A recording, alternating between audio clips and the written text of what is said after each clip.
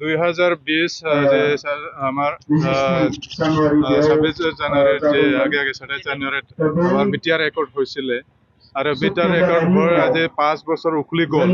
এতিয়া পৰ্যন্ত মানে ৰূপায়ণ হোৱা নাই, সঠিক ৰূপত ৰূপায়ণ হোৱা নাই। এতিয়া কেইটামান আধৰুৱা কাম কৰিছে, আধৰুৱা কাম কৰা নাই। গতিকে চুক্তিৰ ৰূপায়ণৰ দাবীত নিখিল বড়ো ছাত্ৰ সন্থাই সকলো জিলাত মানে এই ধৰণা কাৰ্যসূচী হাতত লৈছে আৰু প্ৰতিটো জিলাত এইটো কাৰ্যসূচীটো হ'ব। গতিকে আমাক যি প্ৰতিশ্ৰুতি দিছিলে এইটো যাতে প্ৰতাৰণা নকৰে। আমি অসম চৰকাৰ এতিয়া ডক্টৰ হিমন্ত বিশ্ব শৰ্মা তেখেতে চিফ মিনিষ্টাৰ হৈ আছে। তেখেতৰ সময়ত তেখেতৰ নিজৰ মানে এটা চহী আছে, সৰ্বানন্দ সোণোৱালৰ ডাঙৰীয়াৰ চহী আছে, হোম মিনিষ্টাৰৰ যিটো চহী আছে, তেখেতসকলে এতিয়া চৰকাৰ চলাই আছে।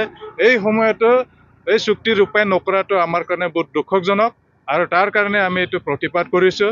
এতিয়া এছেম্বলি চলি আছে, পাৰ্লিয়ামেণ্ট চলি আছে। এই এছেম্বলি আৰু পাৰ্লিয়ামেণ্টত বিটিআৰৰ প্ৰতিটো দফা যাতে ৰূপায়ণ কৰে আৰু ইয়াত মুখ্য দফা হিচাপে আমাৰ বিটিআৰত এক্সপানশ্যন কৰিব লাগে, আমাৰ গাঁও অন্তৰ্ভুক্ত কৰিব লাগে।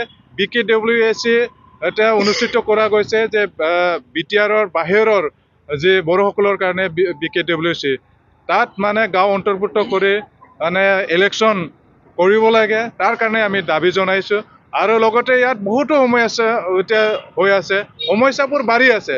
এতিয়া আমাৰ যিখিনি শিক্ষাৰ ক্ষেত্ৰত আমি চাই আছোঁ, বহুতো স্কুল মাৰ্জাৰ হৈছে, এমালগেমেশ্যন হৈছে আৰু হায়াৰ ছেকেণ্ডেৰী আপগ্ৰেড কৰা হৈছে, কিন্তু মানে শিক্ষক নিযুক্তি কৰা নাই।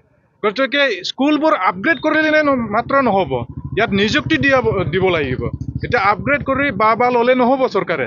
ইয়াত আপগ্ৰেড কৰি যে হায়াৰ ছেকেণ্ডেৰী এতিয়া হাইস্কুলবোৰ আপগ্ৰেড কৰি হায়াৰ ছেকেণ্ডেৰী কৰা গৈছে, কিন্তু তাতে আমাৰ পৰ্যাপ্ত শিক্ষক নাই, এতিয়ালৈকে নিযুক্তি হোৱা নাই। অলপ দি থাকে, কিন্তু এইটো পৰ্যাপ্ত নহয়। গতিকে সেইবোৰ আমাৰ দাবী। আৰু ইয়াত আমাৰ যি ST স্কলাৰশ্বিপ এতিয়া বহুত বছৰ 4 বছৰ 5 বছৰ ৰৈ গ'ল, 5 বছৰ এতিয়ালৈকে স্কলাৰশ্বিপ দিয়া নাই।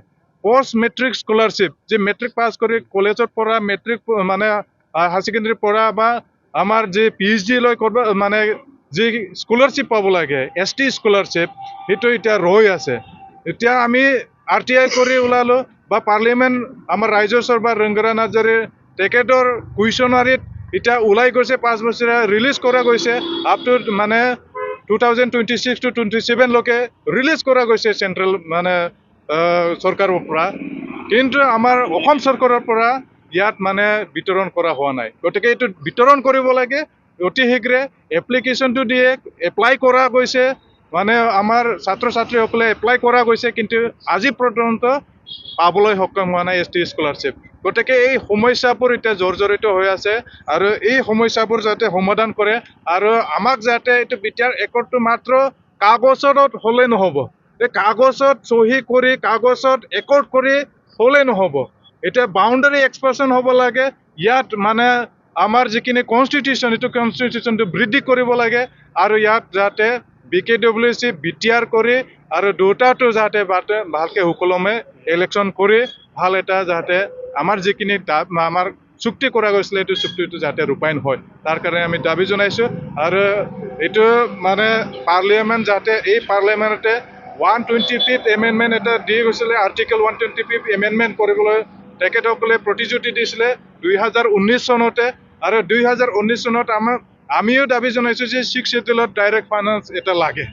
গতিকে এইটো ভাৰত চৰকাৰে আপ টু ৰাজ্যসভালৈকে উত্থাপন কৰি থোৱা আছে আৰু এইটো যাতে এই পাৰ্লিয়ামেণ্টত যাতে বিলটো পাছ কৰাই দিয়ে, তাৰ কাৰণে আমি দাবী জনাইছোঁ।